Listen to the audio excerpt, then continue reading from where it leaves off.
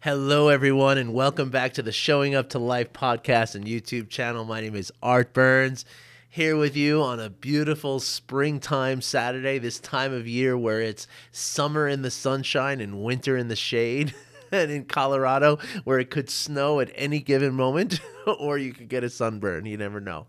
I love this time of year. I really do. To me, the seasons, my kids always ask me, as a father, young kids, you get all the questions. What's your favorite this? What's your favorite that? And so a lot of times the question is, what's your favorite season, Dad? Right?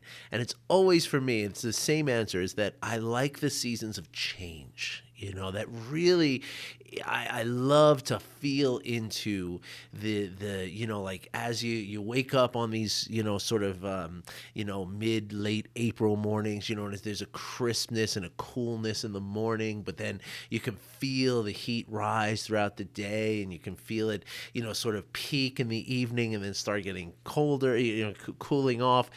And then in the summertime, you can feel that heat just kind of stay around, right? Like you sort of feel it go from spring to summer in that sense. And that's what I love. And the other side of it is really also beautiful.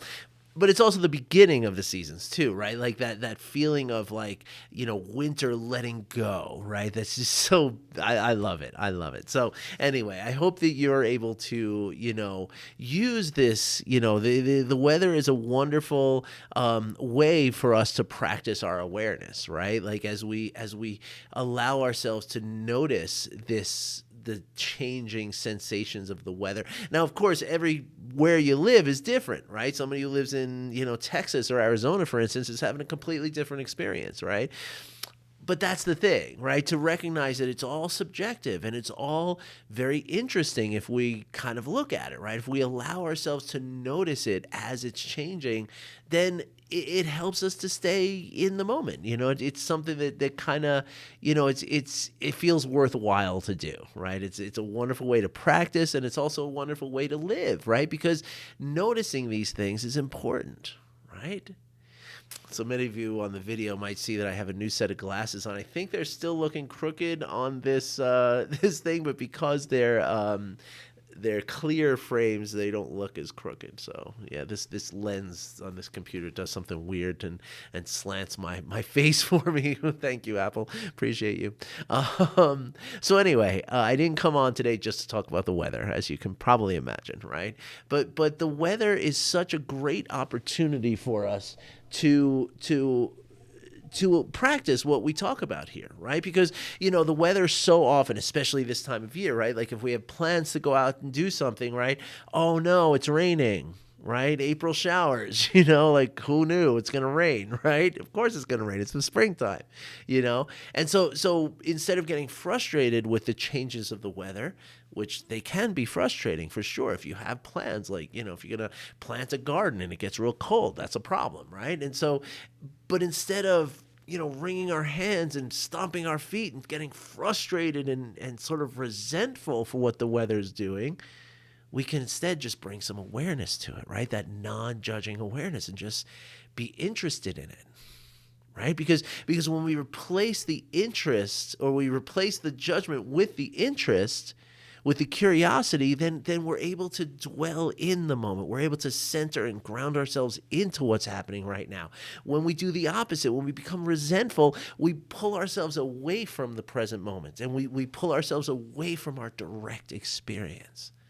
And what life is all about is the direct experience of the moment by moment life. That's what it is. And the weather is part of it, right? So I encourage you to use the weather in this way, right? And again, now one of the best things that you can do in this type of practice is, or most effective things you can do, I should say, is when you find yourself feeling, damn you weather, like, oh, I hate this kind of weather. Pause for a moment in that time. Again, don't judge it. It's okay, right? It's all right. Don't worry. But pause and inquire, right? Ask yourself, okay, what is it about this? And that might not be a question that you can even answer. So that's okay. Don't even, let's even skip that question. Don't even ask what this is coming from. But instead, just try to identify it more clearly. That's really the way to do it. That's the first step, right? The why comes more clearly as we cultivate the awareness of it, right? And so So instead of, asking why or trying to figure something out, and instead of complaining, right? What you can do is check in with yourself. Right now, as you know, we have the 4 pillars of mindfulness, right? So the first pillar, and what that means is there's 4 ways in which we experience everything in our lives, right? We experience everything in our body, we experience everything in our emotions, we experience everything in our thoughts, and we experience everything within our own subjective experience, right? The nervous system that's been formed by whatever our experiences as children were, our tastes, our tendencies, all that stuff, right, is also how we experience everything in the world, right? So, for instance, if you had parents who were always pissed off about the weather, then generally speaking, you're probably going to be pissed off about the weather, right? And so, pardon me, I had to take a little sip of water. So what we can do is we can, check in with these 4 pillars of mindfulness at any given time. And when we're feeling agitated about something, we're feeling tension about something, it's a perfect indication that that's a time you need to inquire, okay? So what you do is you check in with yourself, okay? First, with your body. Okay, where in my body am I feeling this resentment for the weather, right? Now, the usual suspects here are the chest, the shoulders, and the facial muscles, right? Specifically around the eyes and the jaw, right? Sometimes, we'll find like, holy crap, I'm tensing, I'm clenching my jaw here and, squinching my eyes. I didn't even know I was doing it, right? So check in, what's happening in my body as the result of this thing that's happening, right? This resentment for the weather, right? Now, checking the emotions, right? Now, and usually we see the first emotion. It's like, okay, that's it. I'm angry. I'm resentful. I'm, upset, whatever. Go deeper. Check in. There's more emotions there. Trust me. It's more than just that first one that you see. So see if you can name like 2 or 3 different emotions that you're experiencing, right? Then check in with the thoughts. What are the thoughts specifically? Can you really articulate these thoughts? Can you really sit and make sure you understand exactly what's being said in your mind, right? It's not as obvious as it might seem because the thoughts are happening so quickly, we kind of just get an impression of them. Stop for a moment. Check in with them. And then notice, like, okay, in my lifetime, how has my experience primed me to feel this way about the way that I'm feeling, right? And that's where you're doing a little bit of a dig, right? And you're checking in, like, is this my parents? Was this a 3rd grade teacher? Was this a soccer coach? Is it my spouse? Is it my kids? What in my life is driving this? And you might not find it, and that's okay if you don't. In all of this, it's not the answer that's important. It's asking the question that's important, right? And if you continue to do this, you start to get an emotional intelligence, right? You start to understand yourself better. And the more you understand yourself, the more you can master yourself. I worked with someone a long time ago, and he called it. He had this saying that was, "If it is whatever is measured is mastered." Or what is measured is mastered was the way he put it. And I always thought that was really amazing, right? That when we can really understand something is the only time we can really have an effective control over that thing, right? And that's why emotional intelligence is all about the self-awareness first and the self-regulation after that, right? Because you got to be aware first, right? If you want to change anything in the world, the first step is to become aware of it. Right? As James Baldwin said, not everything that is faced can be changed, but nothing can be changed if it is not faced first. Right? So it's really just about understanding this. Okay? But now again, I didn't come here to talk about this today. I know you all don't mind. What I came to talk about is kindness and compassion. Go figure. I mean, surprise, right? As you know, I talk a lot about kindness and compassion here, and I've noticed actually I've been starting to really dig into the sort of analytics of some of this work that I'm doing, which I've not really done before. I mean, I check out like, which videos got got 100 views, woo, that's cool, but beyond that, not so much. But what I'm realizing is that there's certain keywords in the titles here that are getting a lot more attention. And compassion, self-compassion, kindness, self-regulation, these are the terms that are ringing the bells with y'all. And I love that. I'm so proud of you. It's amazing. And so I'm going to give you more of what you want here, okay? So that said, before I go any further, if there is something that you want to hear me talk about, I want to know what that is, okay? I would love to do that with you. Okay, really, really, I would. It would be very, very satisfying for me. So if there is something you want to know about, please let me know. Okay. And you just drop it in the comments, or you can send me an email, or, whatever you want to do. Okay, get through to me. All right, you can even send me a letter. If you if you're on my mailing list, you have access, pardon me, to my office address, because it's on the return address of every email I send. Pardon me, folks. Having a little bit of allergies this morning. So,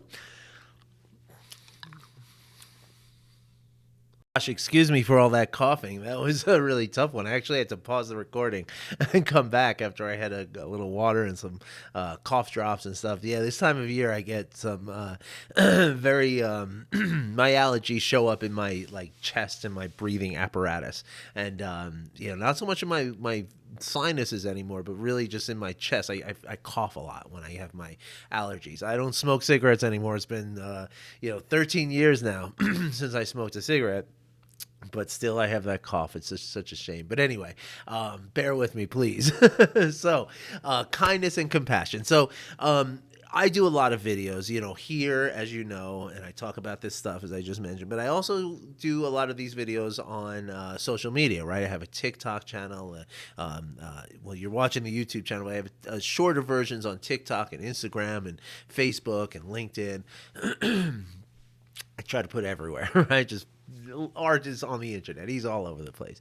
And so in those other social media platforms, right, they're much more sort of conversational, right, like Facebook style, more so than YouTube.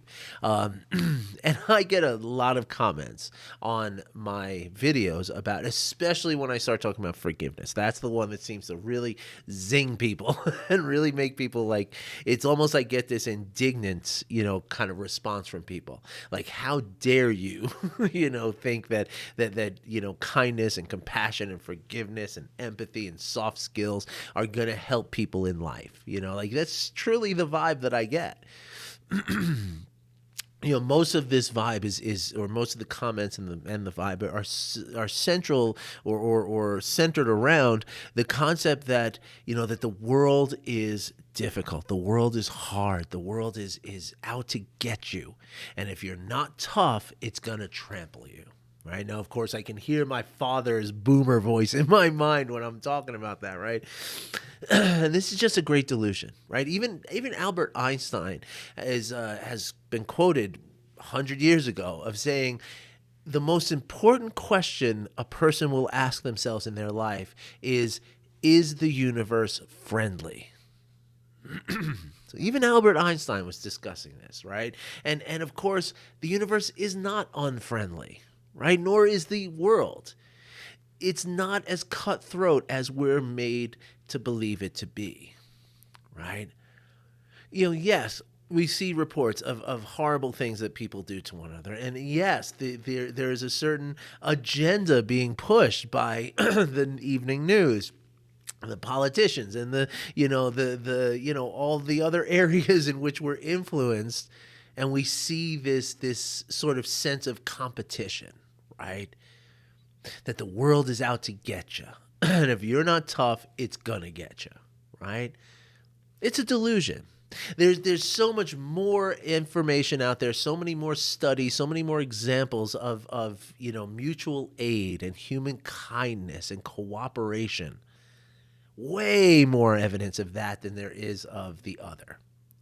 But of course, you buy more stuff when you're scared, right? So advertising is the other influence, of course, that I missed before. Right. And so when I get these comments, it's really, first of all, it's very, it makes me feel a sadness for them. I see their suffering in these comments, right? Because I can see that they're in this world of feeling so embattled every moment. And I know what that feels like, right? I used to be that way.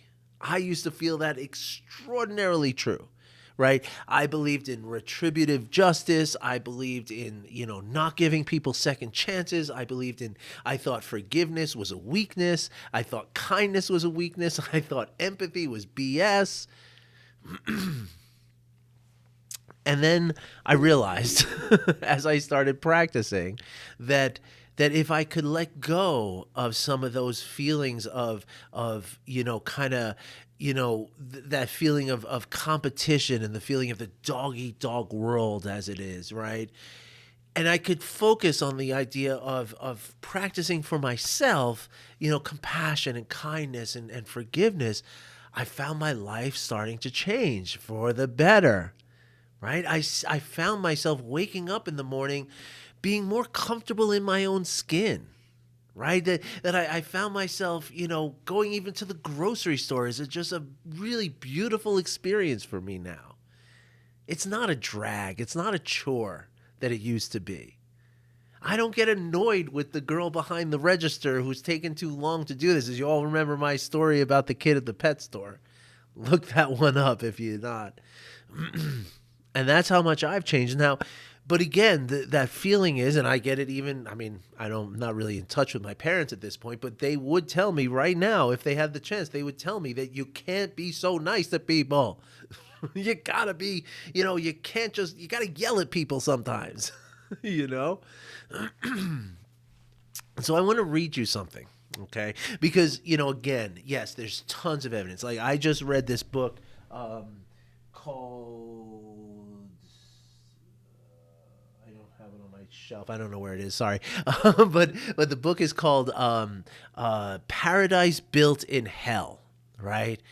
And it's about 5 or 6 of the natural disasters and even unnatural disasters like 9/11. It starts with the fire and earthquake in San Francisco in 1906, and it ends in Hurricane Katrina. And it talks about 9/11. It talks about an earthquake in Mexico. It talks about some other disaster. But anyway, in every one of these cases, right, what you see is the government saying that, oh my gosh, everybody's going to loot, everybody's going to kill each other. We got to, send the National Guard out and people with guns and keep it under control.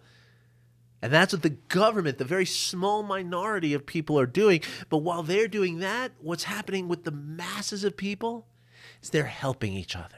They're setting up makeshift kitchens. They're going and rescuing each other. They're caring for each other. In fact, in this book, one of the things that was talked about was the Astrodome, right? In the Astrodome, the mayor of New Orleans during Hurricane Katrina was saying, not the Astrodome, the Superdome, pardon me, the Astrodome's in Houston, few hundred miles to the west.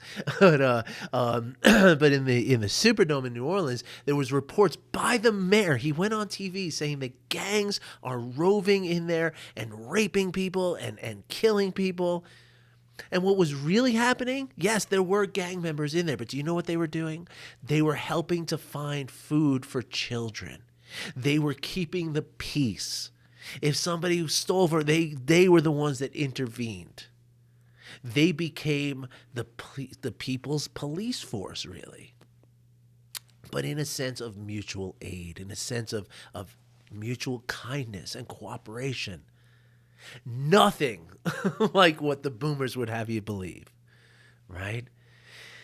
And so there's science behind this too, right? There was way back in 1988, I'm going to get you the actual title here.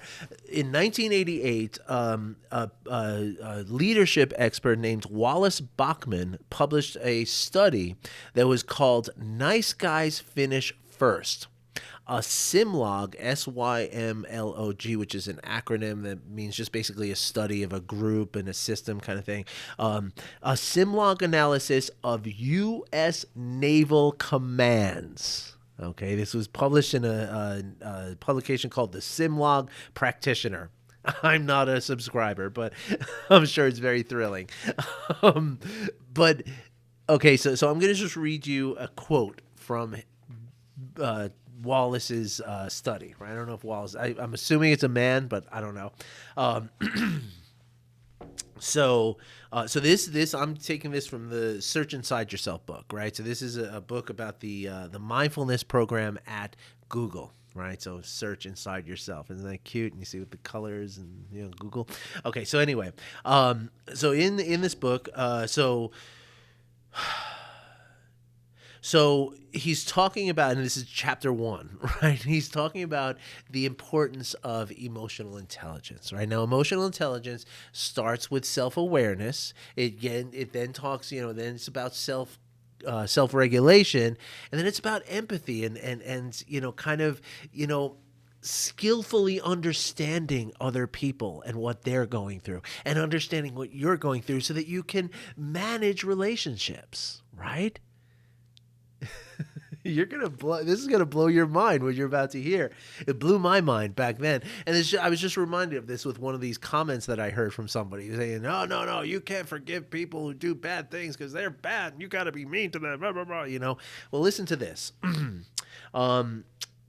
So another study by leadership expert Wallace Bachman showed that the most effective U.S. Navy commanders are, quote, more positive and outgoing, more emotionally expressive and dramatic, warmer and more sociable, including smiling more, friendlier and more dramatic and more democratic, more cooperative, more likable and fun to be with, more appreciative and trustful, and even gentler than those who were merely average. Now, the first thing I thought about when I reread this this morning, because I remembered this study, but I didn't know, word for word what he was talking about. So I looked it up this morning in this book, and the first thing that occurred to me was that if Wallace Bachman was interested in mindfulness and, and the work that we do here on this channel, the work I talk about here on this channel, he probably would have included the metrics of compassion and empathy and kindness. I'm sure of it, because those terms, even though kindness, empathy, and compassion are not in there, nor is forgiveness, all those words are surrounding it, right? It's basically soft skills, right? But the idea is that soft skills don't make us soft. Soft skills soften our awareness so that we can be more pliable and more, adaptable to our experience, which means that we're more present with our experience. So don't take it from me. Take it from Wallace Bachman, who told you all the way back in 1988 that even military commanders do better when they are at least, now it's not saying that they're not strict. They probably are strict, but you can be strict and you can be kind at the same time. You can be strict and be emotionally expressive. You can be strict and smile more, right? It doesn't require being cruel or being mean or being hard or being unforgiving. That's the point. And so if you feel that there's something that's preventing you from some of these soft skills, ask yourself what it is, right? Ask yourself, like I said before, again, I made the same mistake. Don't ask what it is, but instead bring awareness to the feeling. Bring awareness to the physical feeling, bring awareness to the emotional feeling, bring awareness to the thoughts, and bring awareness to how this all fits within your subjective experience. And the more often you can make that inquiry, the more the deeper you're going to be able to make those changes. And just like Wallace Bachman says, nice guys finish first. Nice girls do too. So check it out and let me know what you think about this, okay? I really would love to know what you believe and what you feel about everything I've said today. So please let me know, all right? All right, thanks everybody for watching. Thanks for listening. I wish you well, and I will be back as soon as I can. Might be tomorrow, might not. We're going to see, okay? Thank you, everybody. I'll see you soon.